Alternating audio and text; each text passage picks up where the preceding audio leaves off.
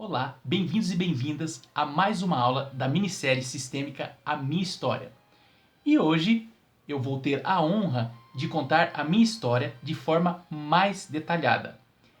Esse é o registro fotográfico que eu tenho de uma parte da minha árvore genealógica, dos meus ancestrais. Tá? Aqui são os meus trisavós, bisavós, avós, meu pai, minha mãe e aqui sou eu. Tá? Então, primeiramente, como que eu consegui chegar nesse resultado? Que método que eu usei? Bom, eu sou formado em Ciências Sociais. Licenciatura, ou seja, eu sou professor de Sociologia licenciado, apenas fiz um estágio, não trabalhei em escola. Mas eu tenho essa habilidade, de dar aula, de ministrar aula de Sociologia. E também sou bacharel. Qual que é a diferença? Licenciado vai dar aula, bacharel se torna um pesquisador. Depois você pode fazer um após, um mestrado e um doutorado. Eu tenho apenas a graduação e frequentei uma pós-graduação em políticas públicas. Porém, apesar de eu não ser um mestre ou um doutor, eu tenho a habilidade de iniciar uma pesquisa. Qual o método que eu usei? Pesquisa, e história oral. O que é pesquisa? É você procurar um familiar seu e começar a fazer perguntas. Por exemplo, como foi a sua infância? Da onde vieram seus pais, seus avós? Que cidade que você morou? No que trabalhavam os seus pais? E a pessoa começa a relatar. Eu nasci em tal cidade, meus avós vieram de tal lugar. E você grava a entrevista e depois vai transcrevendo. Quando você começa a perguntar para os seus pais de onde vieram seus avós, você começa a montar o quebra-cabeça. E aí a gente chama isso de história oral. É uma técnica de pesquisa usada muito na disciplina de história. E a sociologia, como é pesquisa, trabalha muito com pesquisa, usa essa técnica, essa ferramenta. E aí você começa a perguntar para os seus avós a história deles. E eles vão falando. Olha, eu nasci em tal lugar. Aí você pergunta, quem é vivo deles? Fulano de tal. Aí você pega o endereço, liga, vai lá e faz a pesquisa e você vai chegando na história dos seus bisavós. Claro que a maioria daqui faleceu, não é mais vivo, ou deixou o corpo físico.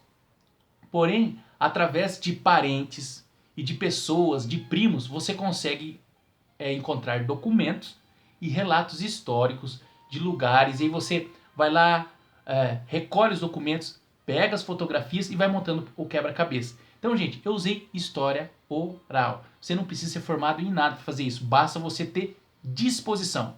E um tempo para pegar o seu carro ou o ônibus e ir lá na pessoa que... as pessoas mais antigas, elas são possibilidades de cura e de você investigar muita coisa sobre a sua história. E a cada história que eu encontrava, eu ficava empolgado e descobria muitas coisas que até então eu achei que acontecia só na família dos outros e aconteceu na minha, tá? Então, basicamente assim. E aí você vai descobrindo a festa das famílias, e aí vão vindo os registros, livros, documentos, enfim, ok? Então vamos lá. Eu vou falar aqui dos meus bisavós, tá? Zeferino, Josefina, Francisco de Freitas. O Francisco não tem fotografia. Aqui tem uma lacuna muito importante da minha história. Você vai entender todo o quebra-cabeça a partir desse ancestral. E, gente, isso não é livro, isso é história, tá?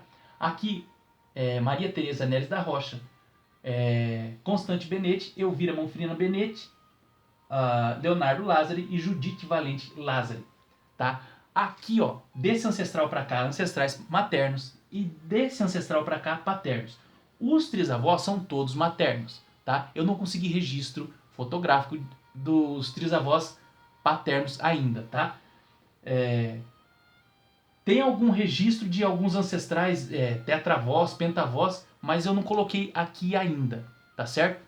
Então aqui, ó, esses ancestrais, que são os meus trisavós, nasceram todos na Itália. Então nasceram na Itália e vieram para o Brasil. Então eles são italianos. Daqui para cá, todos de nacionalidade brasileira. Então vamos lá. Eu vou contar aqui um pouquinho da história dos meus bisavós.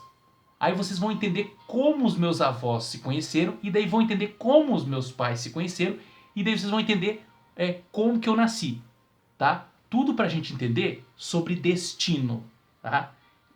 Então vamos lá. Zeferino e Josefina nasceram num lugar chamado Palmeiras, que pertencia ao distrito de Paiol, que pertence ao município de Jacaraci. Palmeiras eu falo que pertencia porque não pertence, que não existe mais. Existe ainda o distrito de Paiol, que pertence a Jacaraci. Foi onde eles nasceram e se casaram, tá? Então, eles são da Bahia. Só que o que aconteceu? Na década de 50, Zeferino e Josefina se divorciaram, se separaram. Aliás, na verdade, parece que não divorciava na época, se separavam. Então, eles se separaram e Zeferino veio para o Paraná, né? Josefina também veio, mas logo voltou. Então, Zeferino veio trabalhar nas lavouras de café no município de Alvorada do Sul, quase divisa com São Paulo. Tá? E aí os filhos, né, que ficaram desamparados na época, né? Eu descobri isso perguntando, né? Eles não ficaram nem com o pai nem com a mãe, né?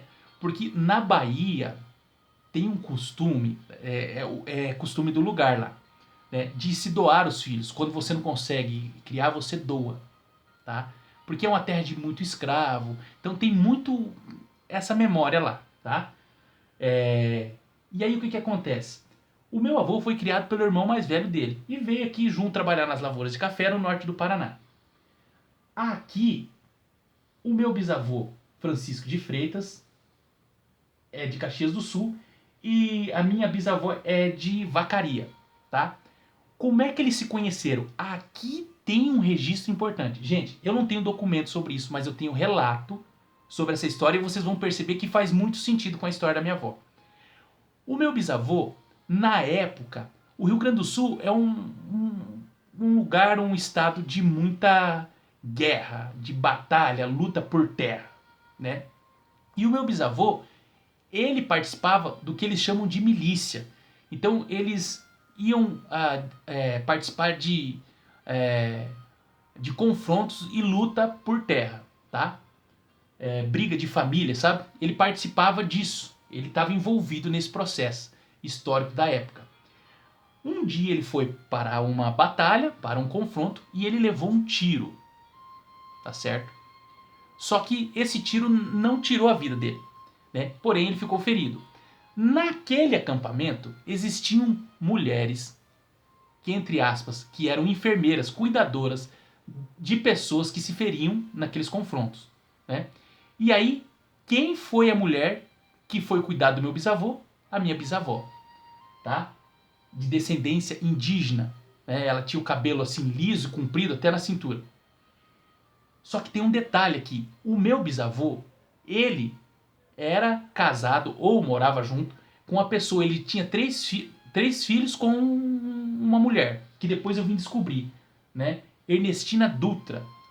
E aí ele acabou se envolvendo com a minha bisavó, e aí ele abandonou esse primeiro relacionamento, e juntos eles foram vindo para o Paraná. Chopinzinho, Pato Branco, até chegar na região de Foz do Iguaçu, tá? E aí tem um detalhe muito importante, gente. Ele descobriu que muitas pessoas, quando eram descobertas que participaram de assassinato, de guerra, de confrontos, elas eram presas pela polícia. A polícia investigava, ia atrás e prendia. E ele, como tinha participado daquele confronto, né, e tinha sobrevivido, ele começou a perceber que ele precisava cuidar da família dele e que ele talvez teria que se proteger e proteger a família. E uma das formas que ele encontrou de não ser encontrado foi trabalhar em acampamento, em fazenda, não vir para a cidade. Então eles permaneceram trabalhando na roça, como o meu avô aqui, tá? E aí, meu bisavô, tá? Zeferino. E aí o que aconteceu, né? Para que ele não fosse descoberto, todos os filhos dele, porque ele teve 7 filhos do segundo relacionamento, que foi com a minha bisavó, não foram matriculados na escola. Percebe? Entende a história? E aí, minha avó, é claro que não foi batizada, trabalhava na roça. O meu avô trabalhava também na roça, agenciando trabalhadores, né? Ó, tal fazenda precisa de trabalhador, o caminhão vai passar aqui, é tanto por dia, quem quer vir trabalhar? O meu avô fazia esse trabalho, que eles chamavam de gato ou chapa na época. E aí, um dia ele contratou o meu bisavô para trabalhar numa fazenda, tá certo? E lá estava minha avó conheceu o meu avô, se apaixonou por ele e eles foram morar junto, tá? Então essa é a história do meu avô e da minha avó. O meu avô, como ele tinha, segundo relatos, o ginásio, parece que até a 7ª série ou 8ª série, depois de 2 anos que ele estava com a minha avó, que eles tinham 2 filhos, ele fez um concurso para ser polícia militar aqui no estado do Paraná. Então essa é a história aqui dos meus avós. Dos meus bisavós maternos aqui, eles nasceram na região, na linha Marquês do Herval, que pertence ao município de Fagundes Varela. Lá eles nasceram, trabalharam e faleceram. Então, os meus avós, eles nasceram naquela região, se conheceram e se casaram, né? Naquela época é muito comum família tal casar com família tal. Os Benetti com os Lázari com os Fávaro com os Costella, né? Então existiam muito assim, 2 irmãos casar com família com outros 2 irmãos de outra família, né? Porque eles viviam naquela comunidade, né? Viviam da agricultura, né? Então ali eles viviam e trabalhavam e ficavam. O meu avô e minha avó, porventura, eles foram para a cidade, mas não tiveram êxito, tiveram que voltar para a roça, trabalhar na roça e criar a família deles lá. E aí tem um porquê. Você vai entender que essa história é muito semelhante a essa história aqui. O meu avô, por ser militar, conseguiu trazer a família para a cidade, tá? E meus avós permaneceram no sítio. A minha mãe tinha um sonho. E aqui é onde minha história toma força. Tinha um sonho do quê? Um sonho de estudar, né? E lá não era possível, se estudava só até a 4ª série. Porque o meu avô não foi para a escola, sabia ler e escrever, né? Como diz, assim, muito, assim, não conseguiu se aprofundar, então foi de forma superficial. A minha avó tinha um pouco mais de instrução, porque ela tinha até a 4ª série, né? A minha avó aqui não foi alfabetizada e meu avô tinha até a 7ª série. Então, veja, aí minha mãe, para poder estudar, veio morar com uma prima aqui em Toledo, no Paraná, tá? E ela trabalhou de doméstica, depois ela trabalhou no mercado, até que ela conseguiu uma vaga para trabalhar na prefeitura, e da prefeitura ela foi transferida para trabalhar de escriturária numa delegacia, aqui na cidade de Toledo. Então meu avô e minha avó tiveram 8 filhos, uma falecida, né? E aí chegou um momento que meu avô disse pro meu pai: você vai ter uma profissão e você vai ser militar. E meu avô, né, encaminhou meu pai para a profissão. Então o meu avô foi soldado da polícia militar e meu pai também. E meu pai trabalhava na companhia e um dia decidiu que seria melhor trabalhar na delegacia, e lá ele encontrou minha mãe. E ali é onde eles começaram a namorar, casaram e tiveram 3 filhos, tá?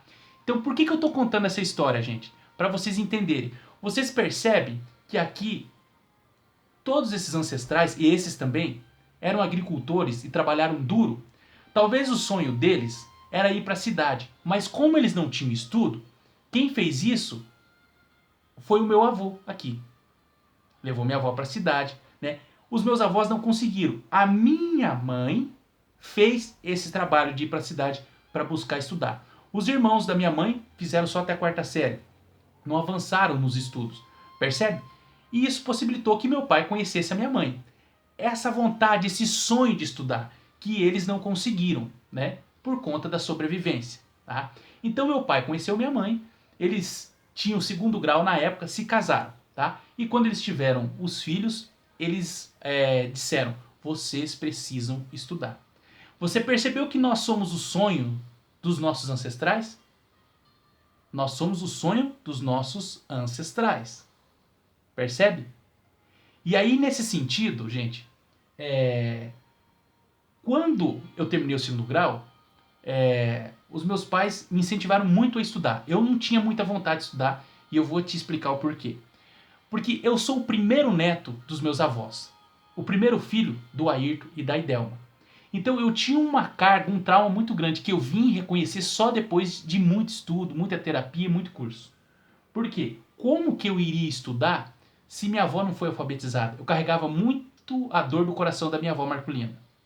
Se meu avô não conseguiu concluir os estudos e ainda por cima foi assassinado. Se o meu avô não sabia, mal é mal, na verdade ele não tinha muita habilidade com a leitura e com a escrita, né? E minha avó só até a quarta série. Eu me sentia incapaz. Eu carregava o trauma dos avós. E meu pai e minha mãe, quando se casaram, eles tinham só o segundo grau, né? Eles foram fazer faculdade depois que eu já era adolescente. E por que eu estou querendo dizer isso? Talvez você saiba, talvez não, mas nós nascemos, né, com uma missão aqui na Terra, tá? E essa missão herdamos dos ancestrais. E muita coisa só fez sentido a partir do momento que eu entreguei para o meu pai e para minha mãe o diploma de bacharel e licenciado em Ciências Sociais. Essa aqui é a foto da minha formatura. Tá? E é claro que as minhas irmãs também me ajudaram nessa tarefa. Olha só que interessante, os irmãos eles têm essa função de ajudar a gente a concluir a tarefa dos nossos pais. Aqui é minha irmã Franciele, que é doutoranda hoje, e minha irmã Lohane, que é graduada em pedagogia. Percebe? Então os irmãos também ajudam a você cumprir a sua tarefa de vida, né? Só que o que eu descobri no decorrer dos meus estudos? Por que muitas pessoas têm dificuldade em estudar? Ah, fulano lá não tem QI, fulano lá... Aí começa o bullying. É burro, é cabeça dura, ó o cabeção, né? Esse não estuda. E o que muitas pessoas não sabem é o seguinte. Nós somos 50% pai, 50% mãe. No momento da concepção, as informações de quem é o nosso pai e a nossa mãe, quem é esse homem e essa mulher, fica na criança, fica no ser. Então, por que muitas vezes os meus avós não conseguiram ir para frente nos estudos? Tem a questão social, mas tem a questão dos pais deles também, né? Que muitas vezes nem alfabetizado foram, né? A minha bisa aqui não sabia ler e escrever, ela tinha outra sabedoria, ela rezava, ela benzia porque ela tinha aprendido com os ancestrais, né? Então veja, a minha bisavó também não foi alfabetizada, fez com que minha avó também não fosse alfabetizada. E isso passou de alguma forma para o meu pai. Porque veja, você é 50% seu pai, 50% a sua mãe, né? O seu pai, ele tem um cérebro, a sua mãe tem um cérebro. Você é a soma desses dois cérebros. Então, quando você é concebido, você herda esse conhecimento deles, né? Por isso que muitas vezes você tem dificuldade. Por quê? Porque você recebeu exatamente o que eles tinham para dar para você. Mas isso significa que a escolaridade do meu pai e da minha mãe determina o meu sucesso? Não. Mas ela é o pano de fundo, ela influencia. Por isso que muitas vezes a gente precisa superar a história dos nossos pais. Por isso que é muito bacana a gente ter conhecimento. Porque um filho, ele é 50% pai, veja, 50% mãe. E o que acontece? Essa criança muitas vezes, por amor, ela carrega as frustrações e as histórias incompletas do pai e da mãe. Por isso que é muito importante a gente curar, gente, tá? E aí eu lembro que eu reprovei em 2 vestibulares, porque eu carregava muito essa incapacidade, essa sensação de não ser capaz. Só que quando eu passei no vestibular, eu tratei de ir até o final, né? E eu lembro que quando eu terminei a licenciatura e fui pro bacharel, o bacharel era em 2 anos, eu fiz em um só. E ainda fui o primeiro a entregar a monografia. Porque de tanto que meu coração pedia cura. Percebe, gente? Então, a pergunta que eu faço é, fez sentido essa história? Você sabe da escolaridade do seu pai, da sua mãe, dos seus avós? Percebe por que muitas vezes é tão custoso estudar? Então eu penso que o conhecimento é poder e sim, a gente pode curar as memórias do conhecimento que vem da nossa família. Eu espero ter contribuído, um grande abraço e até a próxima aula.